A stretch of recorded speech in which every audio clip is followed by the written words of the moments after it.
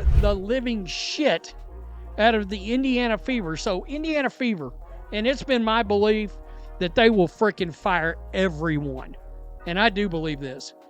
So if you're a Fever fan and you're hoping they'll keep Caitlin Clark, it's my belief that when push comes to shove, there's no way they can let her get away. They will fire everybody and start over. That's my belief. I cannot imagine the level of fumbling the bag that would have to be done. Imagine the marketing meeting. Gatorade execs and WNBA big shots all sitting around patting themselves on the back for finally cashing in on the Caitlin Clark phenomenon. The plan: tie the hottest rookie in basketball to the classic Gatorade moment and let the cash roll in. But somewhere between all the hashtags and TV spots, they forgot one crucial fact. Caitlin Clark isn't just a marketing vehicle. She's the engine, the fuel, and the whole car. The result? Instead of a viral win, it blew up in their faces. The Clark effect didn't come from a brand deal or a viral campaign. It came from a once-in-a-generation talent doing her thing, and fans saw right through every corporate attempt to bottle it up. The PR team was scrambling, the social media team was hiding in the break room, and Fever management, they were sweating more than a team in overtime. As the public dragged Gatorade and the league for missing the mark, Clark just kept stacking her checks, adding another $660,000 to her bank account as if it was spare change. If anyone's wondering who's really running the show, here's your answer. It's not the league. And it's definitely not the PR department. Grab your popcorn because this is only the opening scene of the chaos. Caitlin Clark meant to the WNBA. Everything. She's changed the dynamic and history forever for women. I see a lot of young girls here today, and I see how inspired they are, and she's even gotten me back into basketball. I think she has brought attention. She did it for us. We had never watched, and we have become big fans. I don't think her contributions have been extreme as what people think they are. I think the league in itself has been getting better, and that's really what we should be focusing on. I think she's brought a lot of attention to the WNBA, and it's needed. I think it's great. I actually grew up watching the WNBA, so it's really exciting to see a resurgence. She meant everything. I never watched it before. Here's how wild it's gotten. There's a new motto echoing through Indiana, and it goes like this: no Caitlin, no fans. That's not some meme or angry hot take on a message board. That's the real vibe at games, in comment sections, even in local coffee shops. Clark isn't just part of the team, she is the show. We're talking about thousands of people who'd never watched a WNBA tip-off now living and dying with every three-pointer she takes. If she even hints at wanting out, Fever fans will flip the arena lights off themselves. And if it actually happens, half the fan base will disappear so fast you'd think they'd been abducted by UFOs. Even the most loyal Hoosiers are looking at Caitlin and thinking, hey, if she leaves, why would I stay? Indiana's brass better be ready, because this isn't just sports loyalty, it's full-blown devotion, and Caitlin's holding all the cards. The entire state is hanging by a thread, and that thread has Clark written all over it. And there's enough votes here. This is a good test to see how bad this would be. Swag put this out, and it's starting to make the rounds. I voted. Okay, Fever fans, answer this. If Caitlin leaves Fever, would you still support the Fever? We got 1,145 votes here. Nope, my bags are packed is far and away. Don't get it twisted. These aren't your average fair-weather sports fans. They're not jumping on whatever team's hot or rooting for the local squad because it's what they grew up with. These are full-on Clark converts, people who treat her like she's the North Star of women's basketball. Their group chats, all Clark. Their wardrobe, Clark jerseys, Clark shirts, Clark phone cases. They didn't fall in love with Indiana, they fell in love with her range, her swagger, her attitude. The connection is so strong that team colors mean nothing anymore. Wherever she goes, they'll follow. You could put her in Alaska or Antarctica, and those fans would show up with scarves and signs. The Fever might think they've got a loyal base, but the truth is it's Caitlin's world and everyone else is just living in it. The rest of the roster, they're getting love too, but make no mistake, without Clark, the seats are empty, the buzz dies, and Indiana fades back to basketball obscurity. It's the Caitlin Clark effect, and it's rewriting the rules of what loyalty means in sports. We're letting her cook. Me dinner. I'm buying Powerade stock. Is it a play on, like, women shouldn't? No, they didn't do it on purpose. There's no way. How you came up with this and not in the back of your minds, like, oh, they're just gonna be like, oh, it's women. She just needs to cook. Didn't think about that in the PR room. I'm a big advocate of. Let's get real for a second. Every Fever fan, from lifelong season ticket holders to the brand new bandwagoners, is starting to face a tough question. Do you stick with a franchise, or do you stick with the superstar who made you care in the first place? For a growing army of fans, it's not even close. Loyalty runs through Caitlin Clark. And here's the wild part. Clark's doing everything she was brought in to do. She's packing arenas, she's putting the Fever back on TV, she's bringing headlines and hope. And she's doing it all with the same energy she had at Iowa. But somehow, while Clark's breaking barriers, her own coach seems to be the only one who hasn't gotten the memo. Night after night, you see questionable play calls, mysterious substitutions, and game plans that feel like they're from a different era. The crowd can see it. The fans online are screaming about it. And you can bet Clark's noticing it, too. The big question echoing through Indiana, is management really going to let this once-in-a-generation moment slip through their fingers? Because if Clark goes, the heart and soul of the franchise might just go with her. Listen, NBA players make 50% of revenues. WNBA players make 9%. And now the merch sales are up 500% and attendance is up, 40%. So they're going to get a raise. There's no question. And I don't really care that the previous 25 years they didn't make a lot of money or lost money. I don't care. They're in the middle of a negotiation and they're on a heater. So it doesn't really matter. I've said this before. I made an investment for 5 years and it lost money, and I got about 6 months left in the investment, and in the last 6 months they started making cash. I'm not bailing on the investment. I want to finally get my money back. So they're going to get a raise. They're finally turning a corner. But and negotiating in any business is all about current momentum. It's not about 12 years ago, it's about current momentum. It's almost comical at this point. If you watch the games, it's clear as day. When the coach is handing out advice, the vibe is all over the place. Some players can brick shot after shot, throw up wild layups, and the message is, keep shooting, you'll get it next time. But let Clark take a deep contested three in crunch time, and suddenly she's getting an earful. Fans aren't dumb. They're watching this all unfold and wondering if the plan is to make their superstar less super. The energy on the bench shifts, the crowd gets restless, and Twitter turns into a therapy session for Clark loyalists. There's no confusion here. The only thing consistent is the double standard, and people have had enough. The post-game quotes get replayed, the highlight reels tell half the story, and the warning is written all over the comment sections. If you run Caitlin out of Indiana, we're leaving too. This isn't just a rumor. It's a movement, and Fever management better pay attention before the whole thing implodes. Clark is a media driver. She is a ratings driver. Think about the NBA post Magic and Larry, the NBA post Michael Jordan, tennis post Serena Williams, golf post Tiger Woods, right? There are certain athletes that drive the sport more than others. And that's not to take away from anyone else drafted tonight.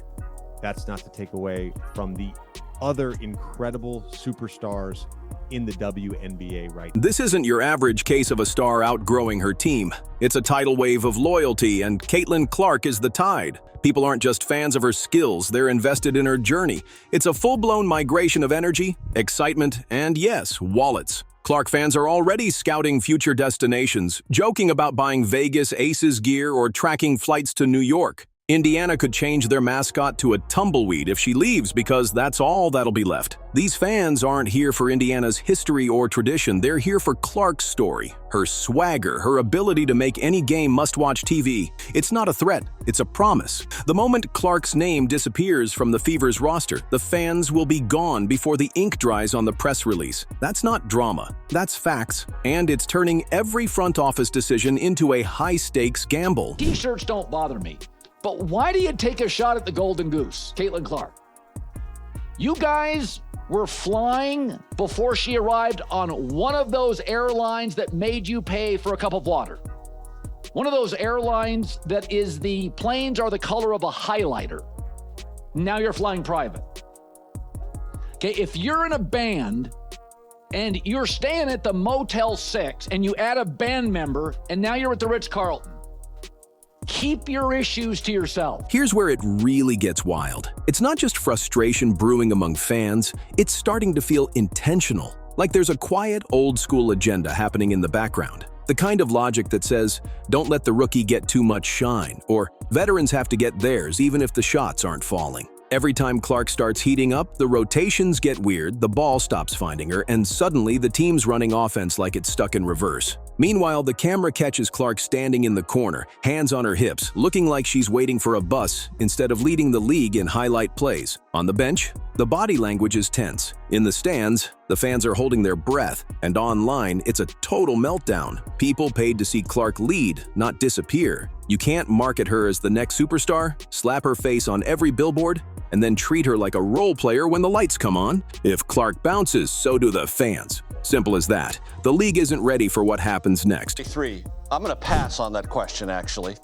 WNBA star Caitlin Clark is transforming women's sports. She fills arenas night after night, and her games have smashed TV viewership records. And if you watch Clark play, well, it's not hard to figure out why. She makes deep three-pointers look easy.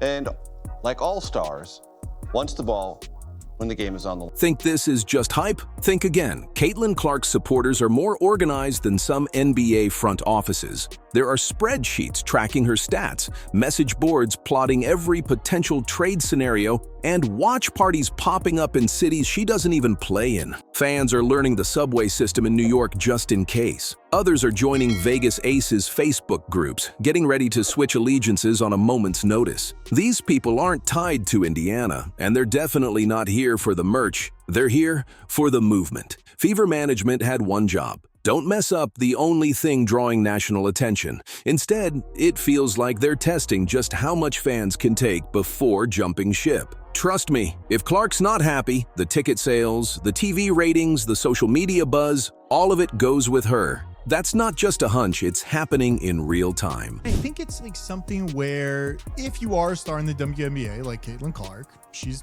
probably one of the few people that anybody you can mention to somebody that knows sports will know Caitlin Clark. Yeah. She's getting a ton of deals. Coke, Gatorade, you name Nike deals. Now, I know a lot of the other players, like if you're the 12th person on the team, you're probably not making that much money, but I just feel like coming out like this, what are they going to bargain with? What is their like thing they're coming with that's going to change their salary? And that's what I was trying to figure out. I couldn't understand because they're already rev sharing.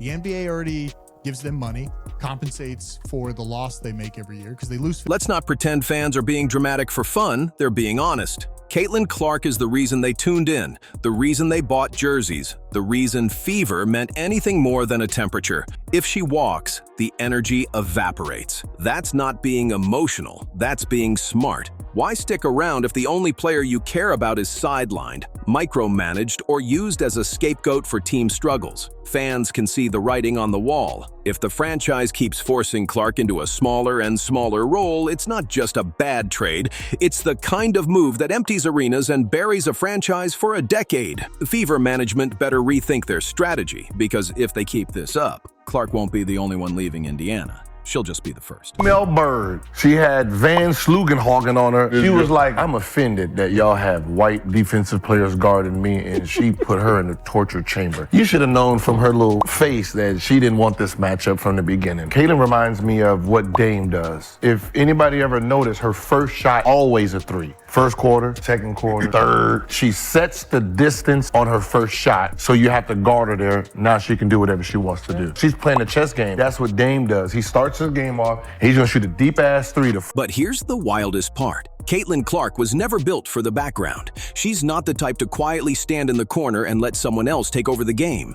From the minute she stepped onto a basketball court, she's been the engine that powers the whole team. She sets the pace, calls the plays, hits impossible shots, and rallies crowds like she's running for office. And yet, game after game, you can almost feel the tension as she's asked to downshift, to blend in, to take a back seat to some ancient playbook that should have been retired years ago. Stephanie White's rotations and calls look less like player development and more like someone desperately trying to fit a lightning bolt inside a mason jar. And when Clark still manages to put up wild numbers and viral highlights despite all that resistance, what does she get? A few mumbled words about spacing or sharing the ball. The fans see it. The sponsors see it. And Clark? She knows exactly what's going on. That's why there's this growing sense that something explosive is brewing. And if Indiana doesn't get out of its own way, they're about to get left behind in a cloud of dust and TikTok highlight clips. WNBA before Caitlin Clark and the WNBA after Caitlin Clark. Describe these two worlds. Oh, it entirely different. 180, you know. The WNBA before started in 1997, the year after the Atlanta Olympics, and was launched into a time when women's sports was still not taken seriously by a lot of, people. And some of those same guys now, if we want to talk about before and after, some of those same guys, or guys like them, are the ones buying the 22 jerseys, wearing them to games, Major, but also to the grocery store and to the gas station.